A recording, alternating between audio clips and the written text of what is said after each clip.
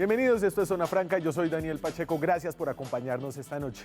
El presidente Iván Duque se puso la chaqueta de la policía, fue ayer en la madrugada, mientras en el país sigue el debate sobre lo que ocurrió en las noches del 9 y del 10 de septiembre, cuando 10 personas murieron en protestas contra la policía y casi 80 de ellas resultaron con heridas de bala. El gesto del presidente Duque quiso ser un apoyo simbólico a la policía en medio de los serios y los graves cuestionamientos sobre la manera en la que la policía enfrentó las violentas protestas del 9 y del 10. Un gesto que por ahora ha venido acompañado también de una falta total de decisión sobre responsabilidades en la policía por el uso excesivo de la fuerza. Un hecho que ha sido evidente, demostrado en decenas de videos como este.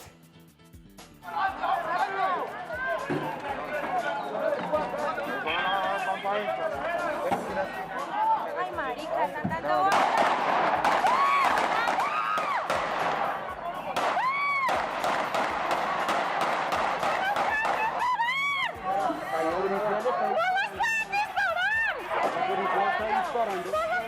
Están disparando. La gente.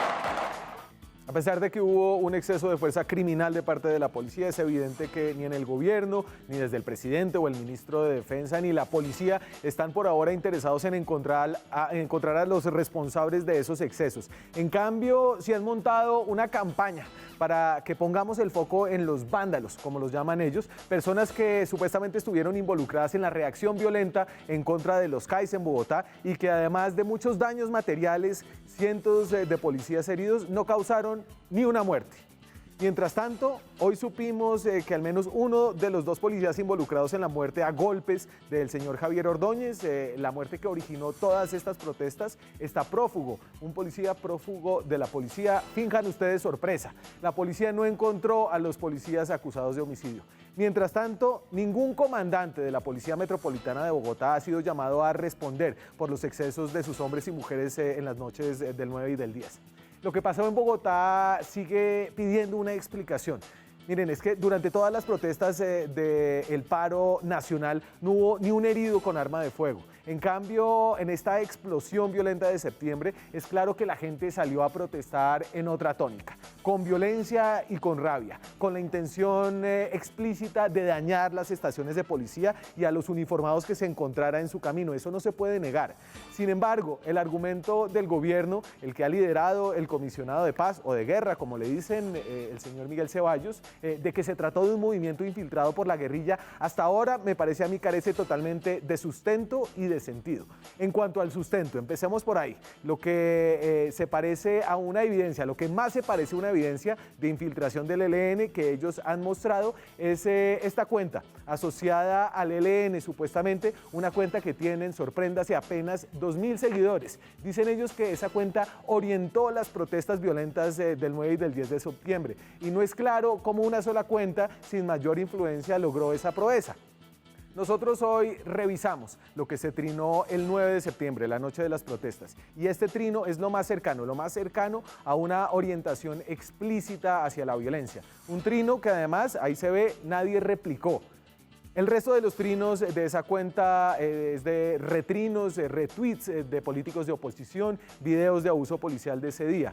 Este hasta ahora es el sustento de que el ELN infiltró las protestas y organizó la violencia del 9 de septiembre. Eso es todo lo que el gobierno tiene para mostrar. Finalmente, en cuanto al sentido de estas denuncias que hace el gobierno en cabeza de Miguel Ceballos, no es claro si el comisionado de paz quiere justificar el que la policía le disparara a los ciudadanos desarmados de Bogotá solo porque leyeron un tuit del ELN. Incluso, digamos que incluso algunos de ellos eran helenos. Nada justificaría que la policía les hubiera disparado a matar. Hoy volvemos sobre el tema de abusos policiales. Aquí arranca Zona Franca.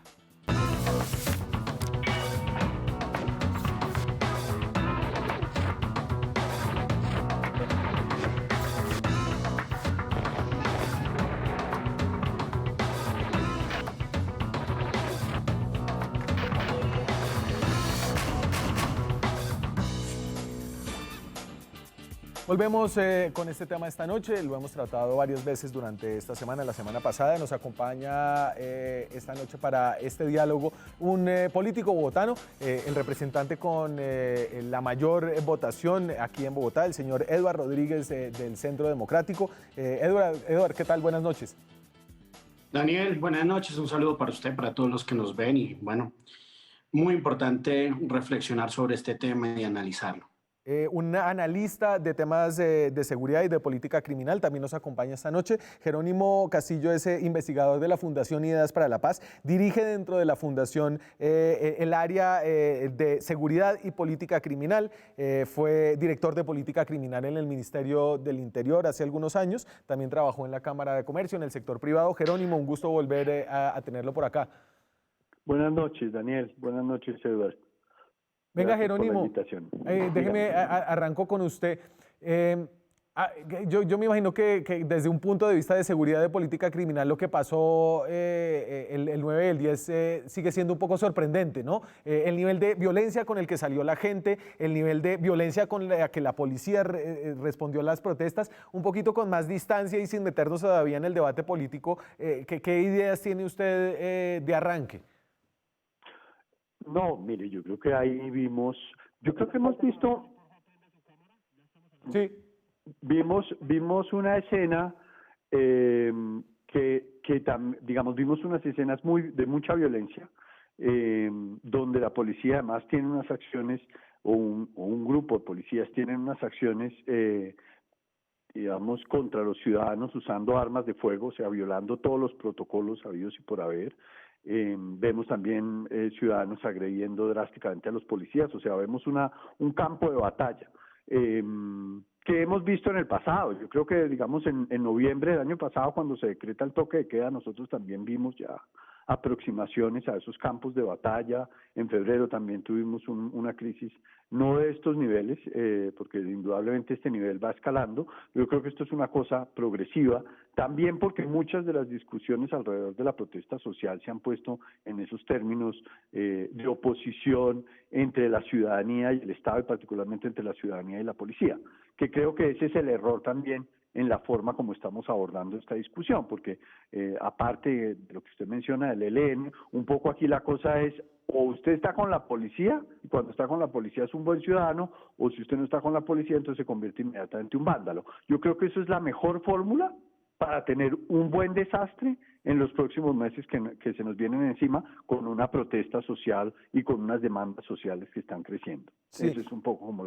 el punto de partida. Ahora, hay una actividad delictiva que está involucrada ahí tiene que haber unas investigaciones, tiene que haber unas sanciones, digamos, eso está en proceso. La alcaldía ha asumido un poco dentro del contexto institucional que le corresponde, en el comité cívico que le permite el Código de Policía, ha recogido esa información, la ha presentado a las autoridades, pero yo creo que el error político en el que están incurriendo todos es en la insistencia en este escenario entre policía versus ciudadanía, que creo que es el peor, digamos, es el cóctel Molotov, ya que están tan de moda, es el cóctel Molotov que prepara un desenlace futuro más complejo. Y eso lo vimos, Jerónimo, tal vez en lo que hizo el presidente Iván Duque, esto de ponerse la chaqueta de la policía en este momento tan sensible. Voy a poner aquí algo de lo que dijo el presidente de la República. Fue en una madrugada, se fue a un CAI, le dio la mano a los policías. Creo que todo el mundo entiende que la policía es necesaria, que la policía debe existir, pero definitivamente muchos vimos un exceso de fuerza que pocos recordábamos en esta ciudad. Ahí va el presidente Iván Duque. Saludo muy especial para usted y para todos. ¿Cómo están, muchachos? ¿Cómo les ha ido? Yo quería venir a saludarlos esta noche. Ustedes saben que varias veces he estado aquí en la MEVOC visitándolos, pero quería venir esta noche a agradecerles de todo corazón su entrega a la ciudadanía, a nuestro país. Y Edward, sin que el presidente, es decir, hay 10 bogotanos muertos, casi 80 heridos de bala, balas que apuntan en muchos de los casos a que son de la policía. El presidente, antes de interesarse por estas personas, va y se uniforma y saluda a los muchachos. No, lo que pasa es que el presidente no se la pasa haciendo politiquería con las víctimas.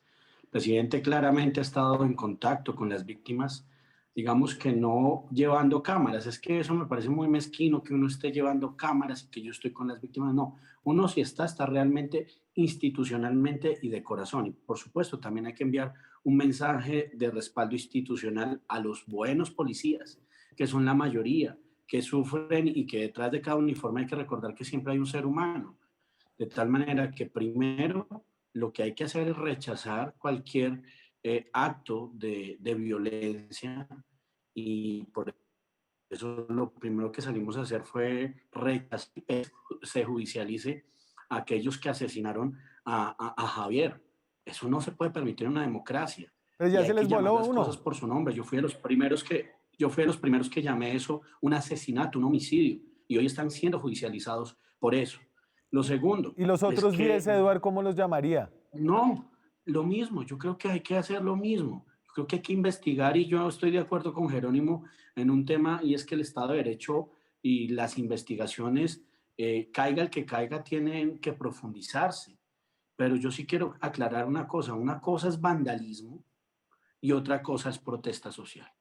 Yo soy un demócrata, respeto la protesta social, la he apoyado, la he vivido desde el Colegio José Asunción Silva, ahí en el barrio El Quirigua, cuando salíamos a luchar por la educación, y seguimos luchando, siempre y cuando exista un principio que yo siempre he llamado, Daniel, que su derecho llega hasta donde llega mi derecho, y mi derecho no puede sobrepasar su derecho. Esto es un tema de contrapesos, de toma y dame, y eso es lo que nosotros tenemos que empezar a construir como sociedad, una sociedad de respeto, una sociedad donde no se ejerza el odio como una capacidad para hacerle el daño a los demás, y donde ninguna justa causa, o mejor, ningún rasguño o ninguna ideología sea una justa causa para hacerle daño a un ser humano, sea policía o sea ciudadano. Yo estoy de parte de la ciudadanía y Sí. reprocho que haya mucho policía, o que hayan algunos policías que no hagan su tarea. Y esos que no hacen su tarea no deberían estar en la institucionalidad ni en la democracia, porque son los garantes de la Pero, democracia. y entonces creo que Eduard ahí tiene un punto clave, Jerónimo, y es que obviamente no todos los policías son malos, la mayoría de los policías son buenos, pero es que es imposible saber cuáles son cuáles si los malos nunca enfrentan las consecuencias de sus actos. Y esto es lo que parece estar pasando hasta ahora. Creo que la ciudadanía siente una indignación que viene de tener información muy clara y unas evidencias que parecen irrebatibles de que la policía usó la fuerza excesiva, de que disparó contra los manifestantes, y esto no han tenido ninguna consecuencias, y las autoridades siguen hablando de investigaciones que en los casos sobre todo de la policía casi nunca terminan en justicia. Sí. Pero Daniel, no sé si es Jerónimo o yo. Jerónimo. Sí, no, yo creo ahí, Daniel, que ese es uno de los puntos principales, y es, aquí no estamos discutiendo si la policía es buena o la policía es mala. Yo creo que eso es eso es como un falso dilema donde lo ponen a uno a discutir sobre algo que no, realmente sobre lo que no tiene mucho sentido. Aquí la discusión es cuáles son los mecanismos de supervisión y control que tenemos sobre la policía. Y yo creo que aquí nos han fallado los mecanismos de supervisión y control, e incluso los de dirección. Y es parte también que explica el desorden de alguna manera del día del 9 y el 10. Y eso es algo que nosotros tenemos que entrar a profundizar, porque quizás hemos desarrollado una asimetría institucional donde los civiles no tenemos la suficiente formación técnica, la suficiente capacidad para ejercer esa vigilancia y control de las instituciones. Y eso ha hecho que pues vayamos de escándalo en escándalo, incluso escándalos que afectan a la misma institucionalidad. Es decir, un caso como el de la Comunidad del Anillo, a los que más afecta también es a los cadetes que hacen parte, digamos, de el proceso de formación, atenta tanto contra la policía como con la ciudadanía. Y si esos casos nunca se resuelven, o sea, si uno ve que el abuso es reiterado por parte de algunos funcionarios, pero no hay una sanción, usted acaba mandando un mensaje institucional, y donde el policía que no tiene una capacidad, un criterio discrecional dice, yo puedo actuar porque al final del día también actúo en un segmento de impunidad. Claro. Entonces, la institución puede hacer énfasis en decir, estos son unas manzanas podridas, etcétera, pero lo que es la realidad es la dinámica institucional, y ojo, no es solo de la policía, porque aquí hay responsabilidades de los organismos de control, de los mecanismos de judicialización, de liderazgo, digamos, de la alcaldía, del liderazgo, vemos también de alguna manera al presidente, si se quiere, no de este, sino pues de todos los que ha habido, para la creación de este mensaje nocivo para la institucionalidad, donde tenemos que abordarlo de manera conjunta.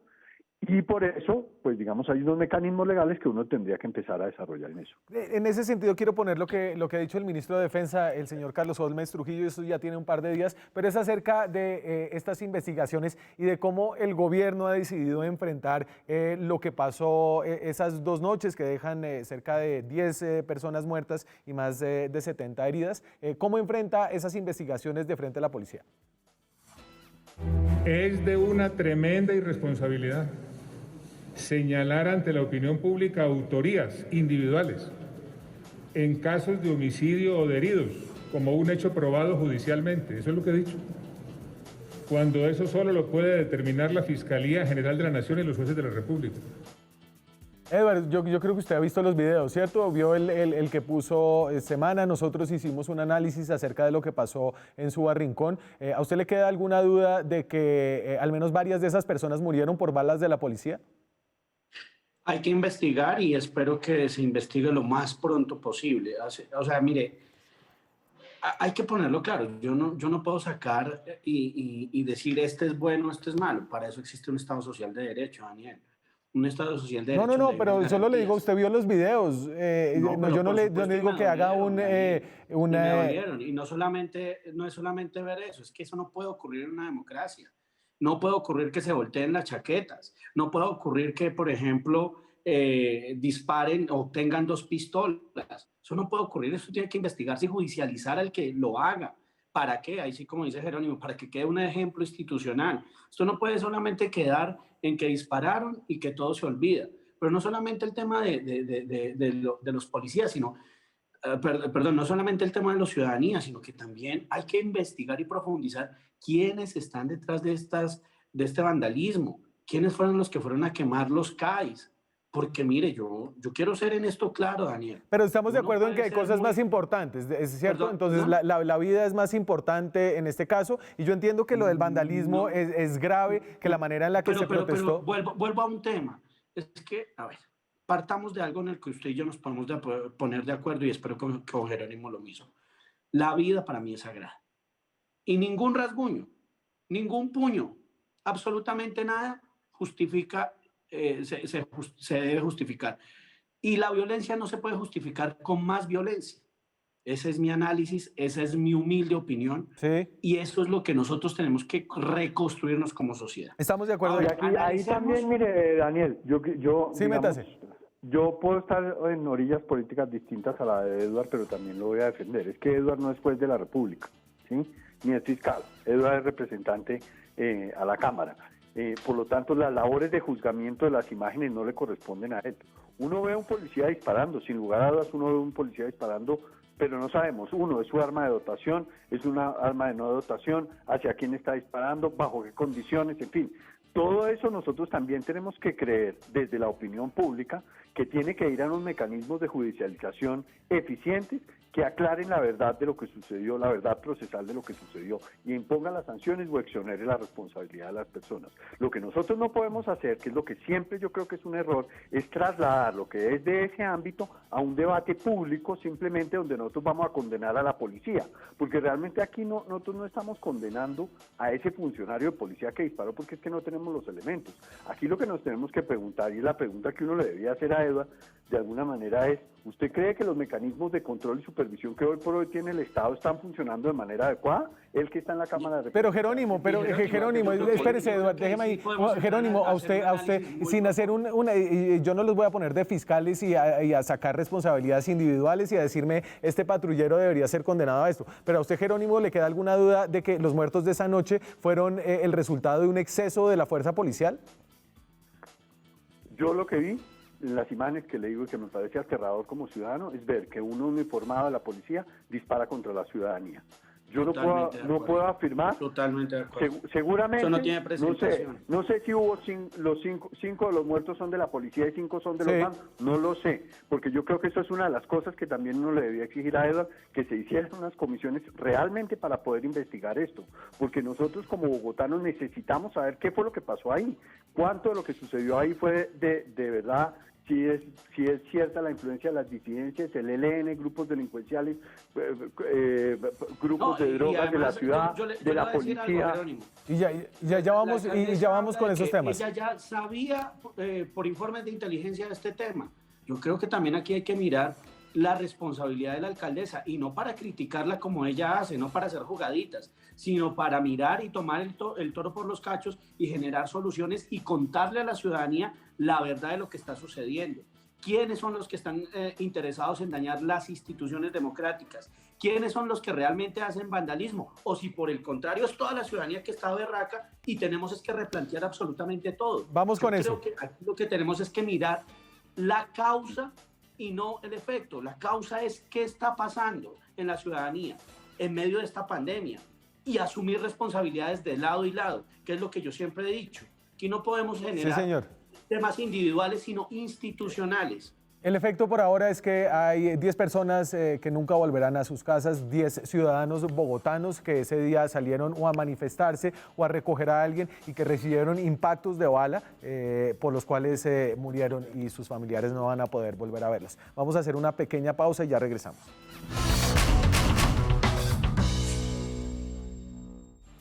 Seguimos en Zona Franca, es 17 de septiembre, ya casi hace 10 días murieron 10 personas aquí en Bogotá. Hasta el momento no ha sido llamado ningún comandante de la Policía Metropolitana de Bogotá a responder, todos siguen en su trabajo, no hay mayores avances a las investigaciones y de hecho la investigación que sí ha avanzado, la que se hizo contra los policías que capturaron al señor Javier Ordóñez y lo asesinaron luego de detenerlo en un CAI. Sabemos que uno de ellos está prófugo esta noche. Seguimos aquí hablando con Edward Rodríguez, con Jerónimo Castillo, que es investigador de la Fundación Unidas para la Paz. Jerónimo, estamos hablando menos del policía prófugo. No, es que esa sí es una joya, ¿no? Es que eso es parte del problema, Daniel. Es decir, ¿cuánto tiempo necesitaba usted para que se le fugara el policía? Después de que usted está mostrando los videos permanentemente a la ciudadanía, está hablando de este tema. Es decir, aquí esto es parte del problema, la inacción del Estado, y entonces usted sigue enviando el mensaje que no importa, que la persona se puede fugar y que el policía no es responsable de los actos. O sea, usted sigue repitiendo el mismo esquema y dentro de un tiempo vamos a estar metidos en otro rollo discutiendo las masacres o los homicidios en Colombia, etcétera, pero pues usted lo que está mandando el mismo mensaje sin que entremos a una solución real de lo que está pasando. Y es porque frente a estos eventos acabamos poniendo siempre la misma discusión. O sea, en noviembre estábamos discutiendo lo mismo, si es que es la policía versus la ciudadanía. Sí. No, aquí tenemos un problema muy grave de control institucional. O sea, tenemos que controlar a la policía y poner los mecanismos de supervisión y control necesarios en funcionamiento. Y ahora, para superar este problema de legitimidad, porque aquí hay un problema de legitimidad institucional que yo creo que se tiende a señalar a la policía, pero donde llevan también las otras instituciones, pues hay unos mecanismos contemplados en la Ley 62 del 93, que es la Comisión Nacional de Policía y Participación Ciudadana, o si se quiere la distrital. Donde pero es que no han hecho nada, Jerónimo. Además de ponerse la chaqueta de la policía y de organizar eventos políticos para cascarle al gobierno desde el distrito, ¿qué han hecho? No, de acuerdo, entre los abrazos y visitar a los CAIs, pues digamos, las soluciones van siendo complejas.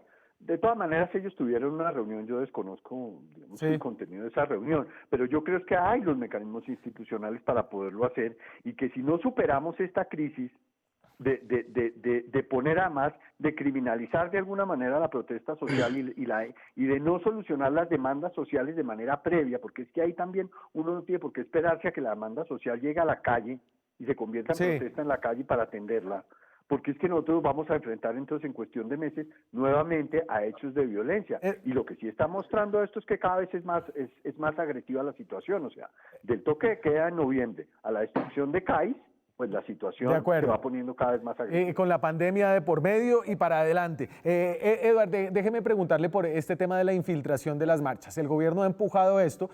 A mí me causa mucha curiosidad cómo es que no es suficiente la evidencia para entender que hay una grave responsabilidad de la policía y en cambio sí hay una evidencia superabundante para declarar que el ELN infiltró las protestas y generó las revueltas más graves en la ciudad en varias décadas. Daniel, yo sé que usted me está entrevistando, pero preguntémosle al ciudadano que nos está viendo, ¿será que realmente todo esto es espontáneo? Pero den evidencia, señor, porque esas preguntas, es decir, yo también puedo preguntarme si será que o no que los policías mataron a los manifestantes, pues tengo las imágenes de los policías disparando contra ellos, pero ¿usted qué me puede demostrar como evidencia? He reconocido que hubo un exceso de la fuerza, que no lo he llamado exceso, lo he llamado un asesinato, un vil asesinato. Y no solamente contra Javier, sino que usted mismo lo ha dicho, hay que investigar y profundizar qué pasó con los 11 ciudadanos, cuáles son las balas, de dónde salieron esas balas y que pague el que pague.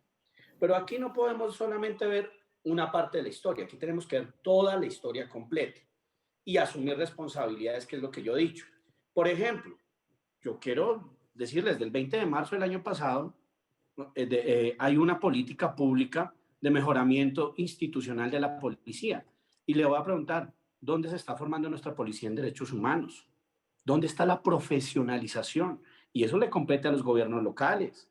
Y nosotros lo que queremos es que el policía sea el amigo del ciudadano y ayude a combatir al delincuente, que sean una llave el ciudadano y la policía, y no lo que estamos viendo hoy. Sin embargo, yo sí creo que hay un tema institucional que hay que replantearnos, entre otras, si son los policías que queremos, si es justo pagarle a un policía 1.200.000 pesos o no, mientras que un guardia de seguridad gana 2.800.000.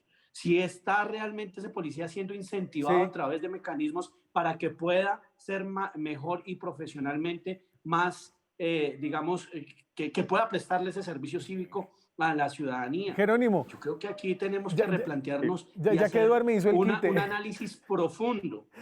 ¿Usted encuentra que tiene algún sustento de lo que usted conoce de la situación de seguridad y política criminal, que el ELN, una disidencia, tenga la capacidad para coordinar una protesta de este tamaño? No, yo creo que, digamos, eso, vuelvo y le digo, Daniel, yo creo que eso hay que investigarlo. Yo creo que le estamos dando también una capacidad al ELN de desestabilizar una ciudad que, digamos, pues desconozco que la tenga, pero también si fuera así, nuestra capacidad preventiva también tendría que ser mayor. Y pues se suponía que nosotros teníamos conocimiento, como autoridades tenían conocimiento de que eso iba a suceder, por lo tanto tendría que haberse dado, digamos, mecanismos preventivos en los niveles correspondientes. Yo creo que es que usted empieza es como con unos discursos explicativos de una serie de cosas, que puede existir una célula del ELN, pues claro que sí, pero que esté detrás totalmente de lo que sucedió, pues eso también hay que entrar a explicarlo. Yo creo que ahí hay que tener una comisión que nos explique también de alguna manera qué fue lo que sucedió, porque la discusión un poco es también lo que dice Eduardo, es decir, qué tipo de sistema de policía tenemos que tener, qué tipo de vigilancia tenemos que tener. Yo no estoy de acuerdo con los temas, digamos, salariales, creo que eso sería como darle unas prendas a la policía que me parece que tienen. Creo que uno tiene que discutir más bien cuál es el modelo de vigilancia que tiene, cuál es el liderazgo civil que se está ejerciendo, cómo se ejerce el poder regulatorio, porque es que también pues los alcaldes ejercen su poder regulatorio. En la pandemia hemos visto cómo han restringido las libertades para poder controlar el fenómeno, ¿no? Y nos hemos acostumbrado ya a vivir más entre la casa que en el espacio público, y eso tiene que ver de la con policía. discusiones profundas, con participación de la policía, porque claro, es decir, es que el uso de la fuerza se ha vuelto también la constante para solucionar los problemas, Daniel. Es decir, ahí está el gran problema, y es que uno como cosa que no debería ser. Porque es que además lo pusimos, por ejemplo, a mí me sorprende, y hacer un análisis rapidísimo del Código de Policía. A mí sí me sorprende el abuso institucional cuando van y le ponen a ese ciudadano una multa porque, sin ninguna justificación. Pero porque ustedes la legislaron así, Eduardo. Ustedes legislaron unas multas ridículas. Ustedes pusieron unas multas que no tienen sentido. O sea, un señor que por hacer pipí en la calle le cobran $1 millón. Está bien que lo multen, pero es que ustedes desde el Congreso... Venga, pero espere. Pero es que ahí hay un punto explicarle a Daniel importante, por qué Daniel, le estoy también. diciendo esto. Porque esa es la última ratio, la sanción es la última ratio. Hay penas pedagógicas o digamos que hay temas pedagógicos que son donde yo me enfoco, en cultura ciudadana, en formar a ese ciudadano, en un diálogo institucional, en que no se peleen, sino que se aparten, se calmen cuando se agarren en la casa. Jerónimo, y para eso tiene que métase intervenir ahí. el policía. Y lo que tenemos que preguntarnos, Daniel, es si ese policía está recibiendo la formación para prevenir o más bien para sancionar, Jerónimo, que es donde creo que tenemos el problema. Métase ahí para cerrar. Sí. No, Señor. yo lo que estaba diciendo es las sanciones tienen una gradualidad. Lo que pasa es que la policía, la forma como las está aplicando es que aplica todas las medidas a un solo ciudadano, como nosotros cuando el caso de la empanada, que estuve yo ahí en su programa, por eso es la que al ciudadano le clavan todo, multa, sanción pedagógica, etcétera, porque el funcionario de la policía no está teniendo en cuenta eso, que es un funcionario, es decir, la policía depende del área administrativa del Estado y tiene una discrecionalidad para poder ejercer el poder regulatorio. Eso parte de los procesos de formación y de selección. Entonces nosotros nos la pasamos comprándole juguetes a la policía, que cámaras, que pistolas eléctricas, que tonfas no sé cómo, que helicópteros no sé qué, cuando no estamos preocupándonos realmente por la función de resolución de conflictos que tiene, digamos, que debe cumplir la policía. Y por eso el código, en lugar de volverse en un instrumento de resolución de conflictos, que era lo que estaba planteado y que es lo que o fue para lo que lo hicimos, y eso tenemos que evaluarlo acá, porque es que no es que no se haya hecho. Sancionatoria. Señores, es decir, el Congreso hizo su función. Ahora el problema es cómo se implementa esa vaina y pues no ha habido los procesos de implementación adecuados en las ciudades. Digamos, el Comité Cívico también lo acaba más o menos de estrenar Claudia en Bogotá con todo esto de la recepción de las denuncias y yéndose a la Procuraduría. Eso lo acaba de estrenar la alcaldesa López. Entonces, señores, déjame darle un ejemplo de lo que hicimos en el Código de Policía. Rápido, Edgar, que estoy sin tiempo. Porfa. Hace un año, rápidamente. Los policías no están para sancionar a aquellos que se están tomando una cerveza en la calle. Están para decirle, mire, por favor, entre, o para sancionar a los dueños de los negocios. Eso nos va a tocar reformarlo a través de un proyecto de ley de libertades económicas. Por Dios, aquí lo que necesitamos es capacitar a la policía para que sea un ente más cívico, que se gane el cariño de los ciudadanos y no salir a maltratar toda una institución. Y llamarla a responder, Eduard. Aquí tienen que responder. Les agradezco a ustedes este tiempo y recomiendo, Jerónimo Castillo se escribió una muy buena columna acerca de la bicefalía de la policía. Está en la página de Fundación Ideas para la Paz, acerca de ese problema de si la policía depende de Claudia López, del ministro de Defensa, y creo que la respuesta es un poco de ambos. A los dos, muchas gracias por estar con nosotros. Gracias a usted. Chao, gracias. Antes de irnos a comerciales, volvemos sobre lo que pasó en Subarrincón. Es importante no olvidar, este es el caso del asesinato de Germán Fuentes y de cómo quedó registrado en 3 videos que reconstruimos aquí de nuevo, que muestran con abundante evidencia que aquí la policía debe responder.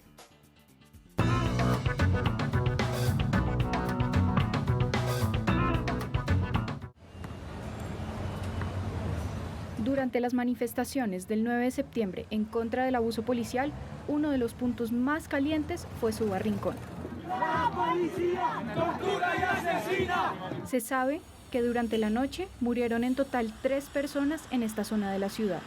Dentro de las víctimas mortales estaba el domiciliario Germán Fuentes, de 25 años. Su muerte quedó registrada en uno de los varios videos publicados en esa zona en redes sociales.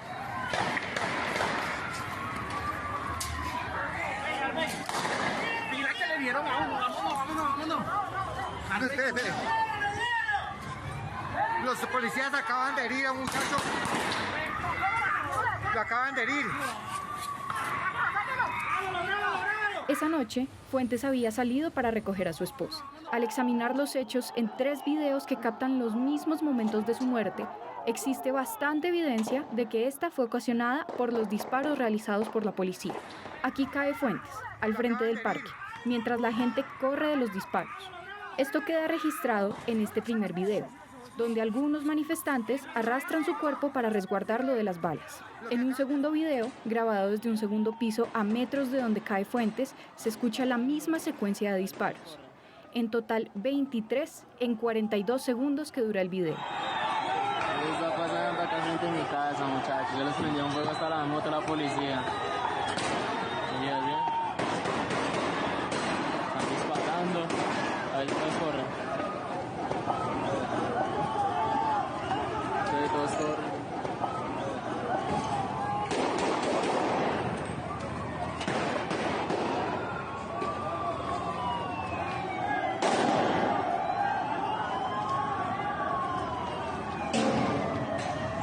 Ahí se observa cómo los disparos parecen salir desde donde entra la policía al parque, mientras la gente corre en dirección opuesta. Esto se confirma en el tercer video, donde de nuevo se escucha la misma secuencia de disparos.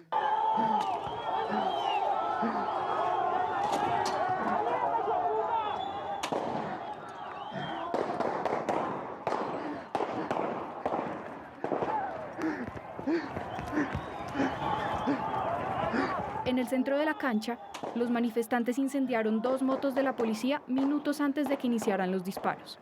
Y no parece haber nadie más que la policía en la dirección de donde salen las balas. Zona Franca visitó el Parque Rincón en Suba para entender cómo ocurrieron las cosas esa noche.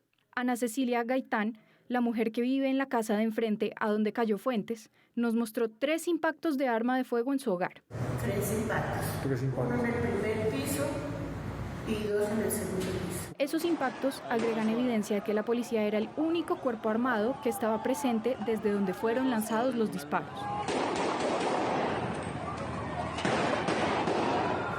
Lo que acaban de hacer la policía, vea, disparando a las personas, ve. Lo mataron, ve.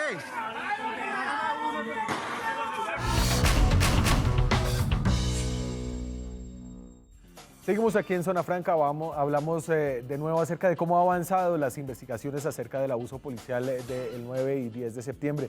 Una de las personas que murió esa noche es Juliet Ramírez Mesa. Juliet tenía 19 años, era una estudiante. Cayó la noche del 9 de septiembre. Vamos a ver algunas imágenes de ella. Murió por un disparo en el tórax. Ella salió a comer con una amiga esa noche, era estudiante de psicología, hizo estudios de pedagogía infantil, trabajó también en un jardín infantil. Murió en Suba, en el sector de La Gaitana. Esos son los murales que hicieron en su nombre. Vivía en el barrio Villa María de Suba. Según su amiga, con quien salió a comer, quedaron atrapadas cuando iban a sus casas en medio de la protesta. Vamos a hablar con su papá esta noche. Nos acompaña el señor Harold Ramírez. ¿Cómo está, Harold? Buenas noches. Buenas noches. ¿Cómo estamos? ¿Cómo está? Señor, lamentamos mucho la pérdida de la vida de su hija. Queremos entender qué fue lo que pasó esa noche y qué está sintiendo usted, qué sabe usted acerca de esa investigación.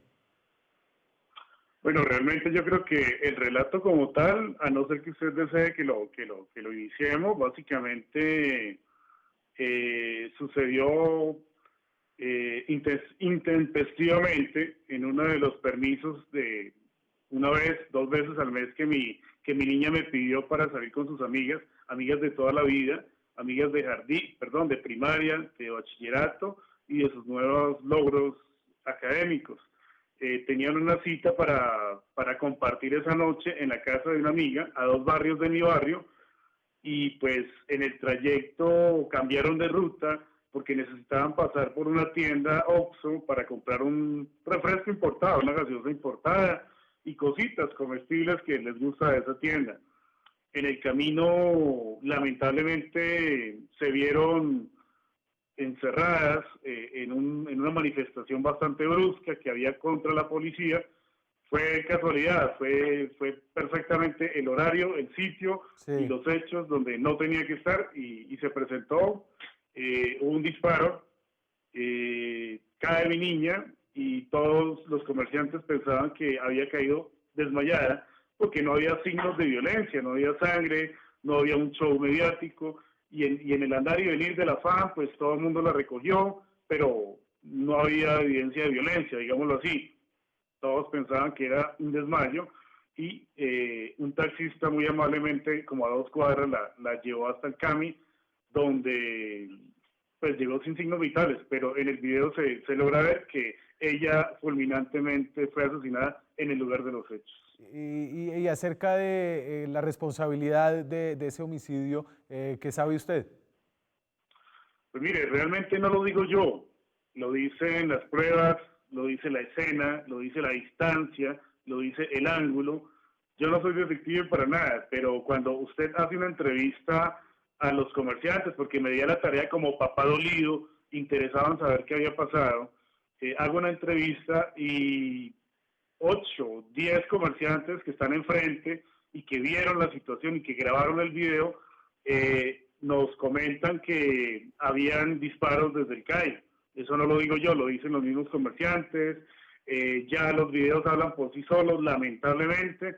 Entonces, lo más probable, en un alto porcentaje, por no decir que estoy literalmente seguro, es que fueron disparos provenientes del CAI.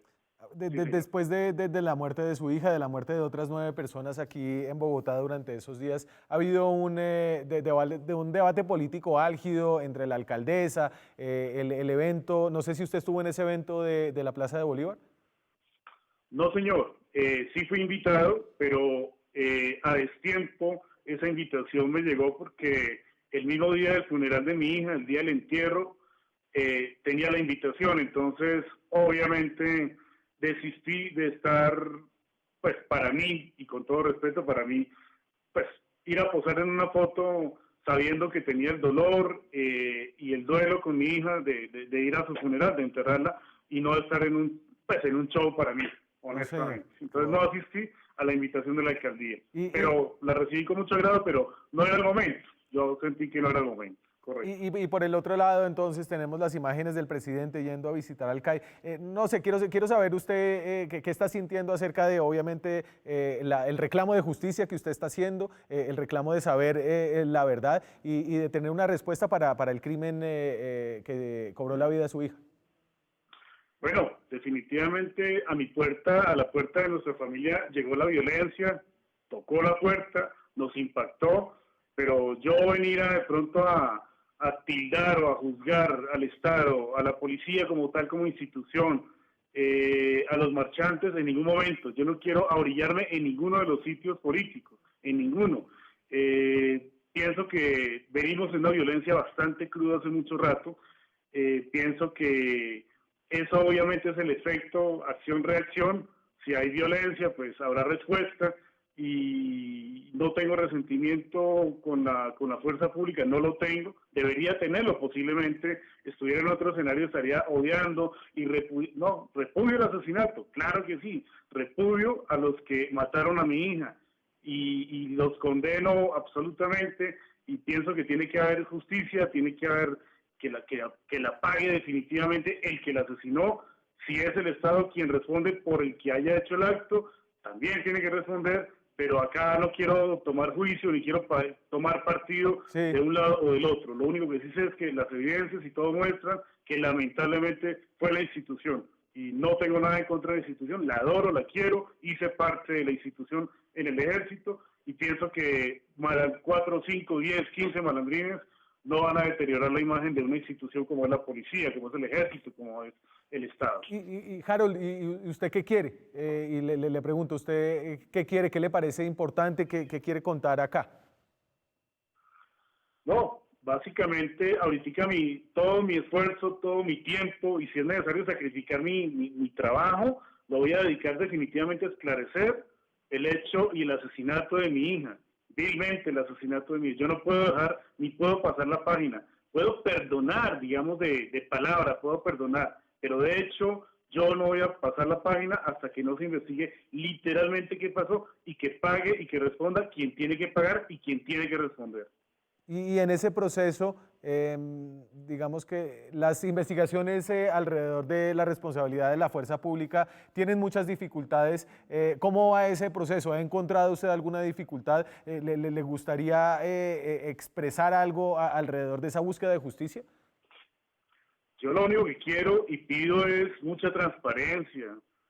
Nosotros estamos en un estado pues, democrático y hay mucha zozobra, hay muchas infiltraciones, hay mucha mano sucia en todo esto, se puede dar para eso. Perdóneme que se está deteniendo acá. Entonces, yo lo que pido es claridad, pido transparencia del bando que sea, no sé, de los bandos, del Estado. Necesito ayuda, necesito apoyo, que eso sea transparente, que sea limpio, pero lamentablemente por nuestra idiosincrasia y por todos los antecedentes que vive el país, pues toca de un tercero, toca de una ONG que intermedie en esto para que se investigue, se aclare y se llegue definitivamente a la verdad, a la justicia y obviamente a la reparación.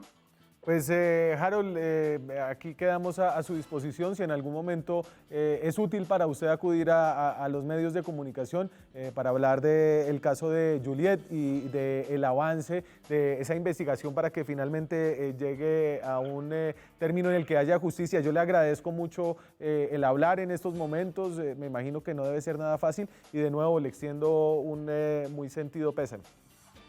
A ustedes muchas gracias por el tiempo y claro que sí, estaré atento y siempre dispuesto para hablar en el escenario que sea. Claro que sí. Muchas gracias, señor. A ustedes, un abrazo.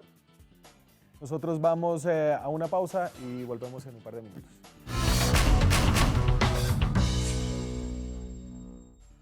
Seguimos aquí en Zona Franca y seguimos con los relatos de las personas que sufrieron heridas o la muerte esa noche. Vamos a hablar de Kevin Smith Benítez.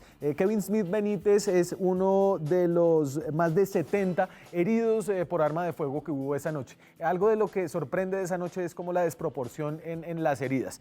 Aunque hubo cerca de 216 policías heridos, el gobierno no nos ha podido decir cuántos exactamente fueron heridos por arma de fuego. Diego Molano me dijo aquí en este programa, y no estaba seguro, el director del Departamento Administrativo de la Presidencia, que habían sido 3.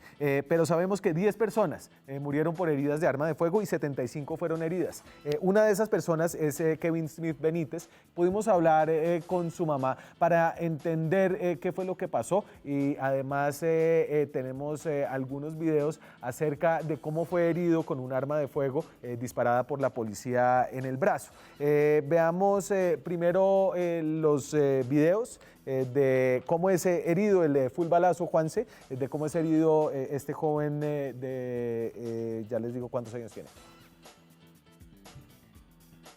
Y entonces ahí le están buscando la policía, ahí viene él, viene y dispara ese policía. Ahí se ve, y entonces aquí en cámara lenta se ve cómo el policía dispara y lo hiere en un brazo. Lo pudo haber matado, lo estaban persiguiendo, dice él, porque quedó en medio de estas marchas. Él estaba jugando fútbol, no hacía parte de las protestas, nos contó su mamá. Hablamos con ella, con Jenny Carmen Safique, para preguntarle quién es este chino, por qué le estaba pasando esto en este momento.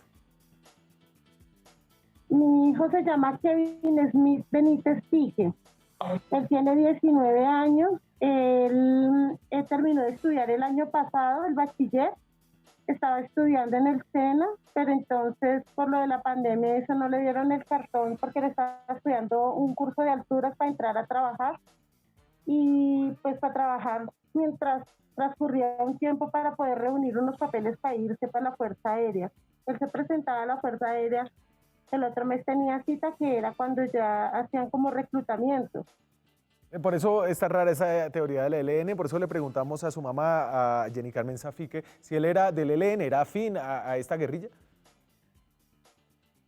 Me viene a la cabeza que me parece como incoherente que digan que personas del ELN sería como mezclar a mi hijo en esa gente, y es algo que no, mi hijo, o sea, a duras penas, de verdad, acabó el bachiller y ha sido un chico que con mucho esfuerzo me ha tocado levantarlo. Soy madre soltera de 3 hijos. Pero entonces, ¿qué pasó esa noche? ¿Por qué terminó él con una herida de bala de la policía? Él esa noche fue y me llevó la comida porque ellos se quedaron acá preparando y él se fue para donde un amiguito, allá en el Lucero. Nosotros hemos vivido toda la vida acá en el Lucero. Hasta ahora llevamos un mes viviendo acá en Molinos. Y resulta que él se quedó allá jugando fútbol. Cuando ya él se vino, porque ya pensábamos que ya se habían acabado las protestas, la mamá del compañero de él no lo dejaba salir que por las protestas. Obviamente él nunca se me queda por fuera de la casa.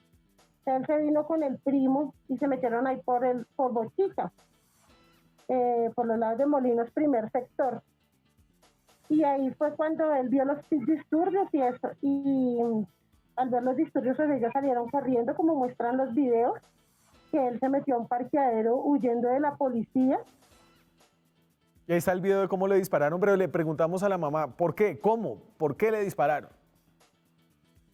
Iba un señor del ESMAD y un policía detrás de mi hijo, ahí lo muestran en el video, otro policía lo acorrala por la parte de abajo, o sea, eran muchos policías, y el policía que queda a mano derecha de donde estaba mi hijo corriendo en el parqueadero le hace 2 disparos, el cual uno de ellos le pegó el tiro en el brazo izquierdo y en la parte superior del brazo izquierdo. ¿Cómo está él ahora? No pudimos hablar con él porque estaba, de hecho, en la policía, porque además cuando lo capturaron le quitaron el celular. Ojalá se lo devuelvan. Pero ¿cómo le va a cambiar la vida a este joven, a Kevin Smith Benítez, la vida por este impacto de bala? Él tenía los planes de irse a la Fuerza Aérea. Él quería estudiar allá, terminar una carrera, o por lo menos ejercer, poder tener su libreta para poder trabajar y pagar la universidad. Los planes de él es ser veterinario. O sea, el tiro que el niño le quedó en el brazo no le afecta en nada para estudiar lo que él tiene, pero sí afecta acá en Colombia, que muy bien sabemos de que acá para que él pueda entrar a una empresa a trabajar, él tiene que tener libreta militar en lo que sea, y pues yo no tengo la plata o los recursos para pagarle una libreta de $1 millón, porque sé más o menos que eso me cobraban para podérsela comprar, porque él no es hijo único, porque él no estaba enfermo de nada, él no tenía nada, entonces él podía prestar el servicio militar, por eso él se iba a ir, entonces le afecta eso. Increíble. Vamos a estar pendientes a ver si le devuelven el celular, o además de dispararle, también le robaron el celular a Kevin Smith Benítez. Gracias por acompañarnos esta noche. Nos vemos mañana con más periodismo, más debate, más opinión. Chao.